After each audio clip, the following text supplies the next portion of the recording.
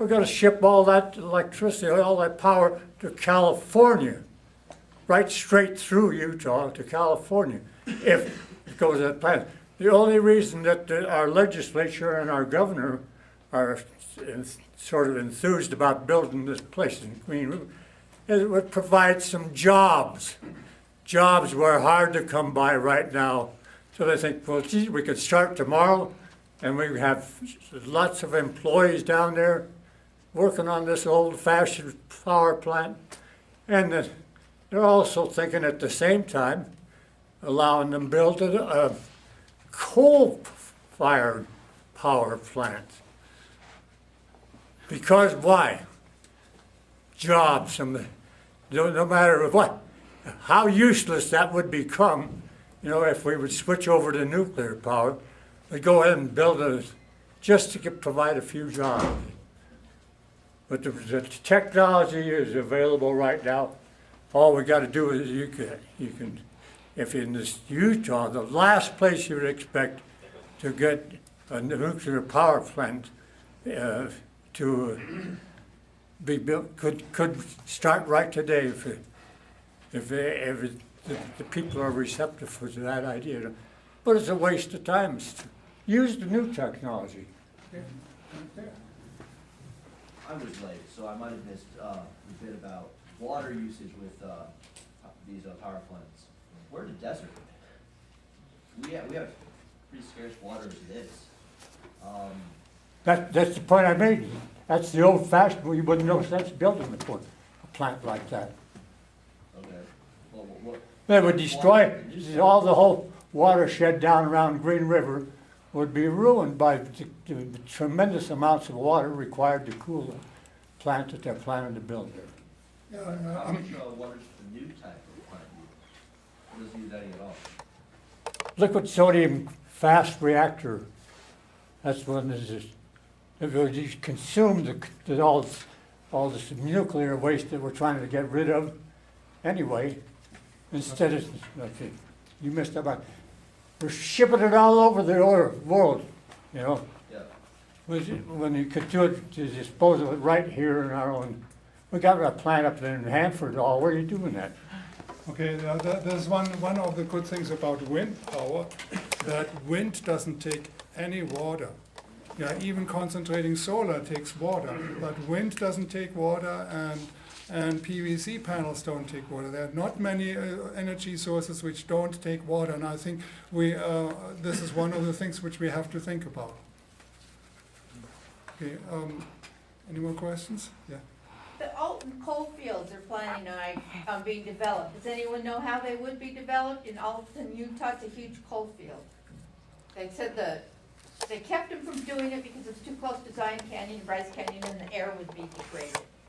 The Alton coal fields. How would they develop those, if you know? It's in the news. They fast-tracked permits to develop.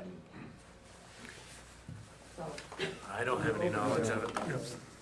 All western coal mines are open pit, aren't they? Except a few little ones. You got the Longwall mines and the Wasatch Plateau, the Crandall Canyon, and those. What about the one that collapsed? Crandall Canyon, I was just curious about this sequestering. If there, I would like to speak to you after about some sources for looking at a comparative analysis. But how do they measure that? Did they measure that dollars per cubic ton of carbon dioxide sequestered? And what is the figure that this technology promises? the metric that's used currently by the federal government, I believe, is, well, I've even forgotten the name of it now, but it's effectively the gross emissions per gross state.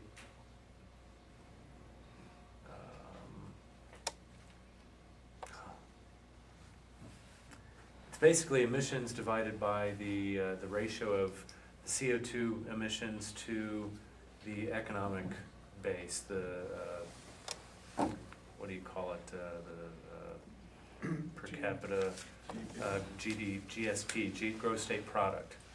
That's effectively, it's done on a state-by-state basis, emissions divided by gross state product.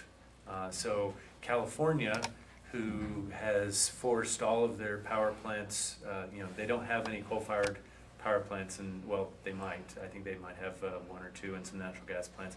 Very little in the way of CO2 emissions from power plants, not automobiles, but from power plants.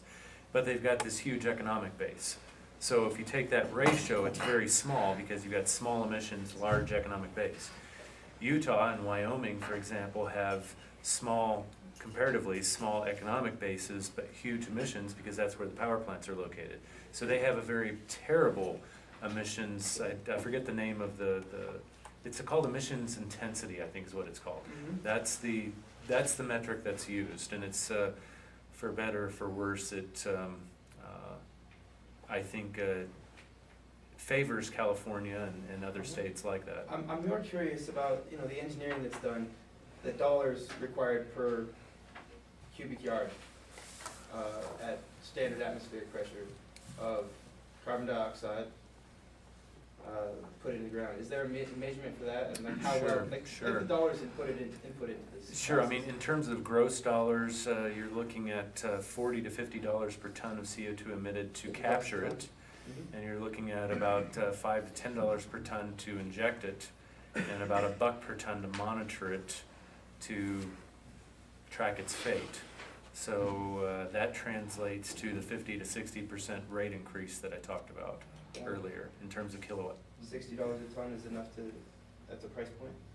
No, it's yeah, I think you're actually looking at, if you had just capture alone, or just storage alone, about the $11, it'd knock up energy prices, your utility bill by 10 to 15%. Not a lot, but once you lump in the capture, if you retrofit plants, especially as you pointed out, then that's where the 50 to 60% increase comes from.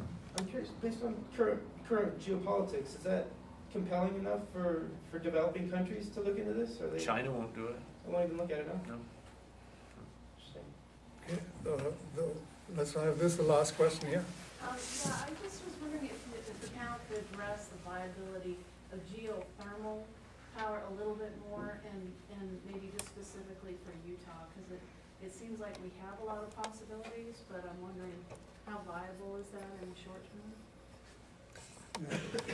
I can address it, you can address it. Yeah, you address it. I mean, just from a gross, the basic standpoint, the technology exists to exploit geothermal energy really effectively at places where we have high thermal gradients in the subsurface. So the geysers in California and Yellowstone National Park, for example, all where we have